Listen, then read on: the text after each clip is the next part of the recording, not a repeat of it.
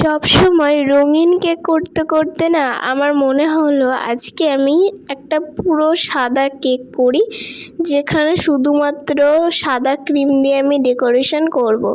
তো এই কেকটা একটা কাস্টমার অর্ডার করে ফেলে, তাই আমি এই কাস্টমারকে পুরো সাদা একটা কেক করে দিলাম। কাস্টমারের ডিজাইন নিয়ে কোনো রকমই ডিমান্ড ছিল না, শুধুমাত্র ফ্লেভার আর ওয়েটটা কাস্টমার আমাকে বলে দিয়েছিল। ডিজাইনটা পুরোপুরি আমার মতো করে আমি এখানে করেছি।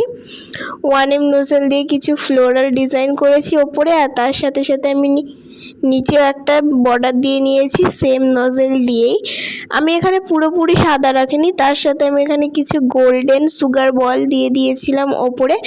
পুরো কেকটাকে রেখেছিলাম গোল্ডেন আর হোয়াইটের মধ্যে। কেকটা কিন্তু প্রথম আমার কাছে কেমন লাগলেও পরে আমি এখানে যখন ট্যাগটাকে বসালাম, কেকটা কিন্তু দেখতে অসম্ভব সুন্দর লেগেছিল আমার কাছে।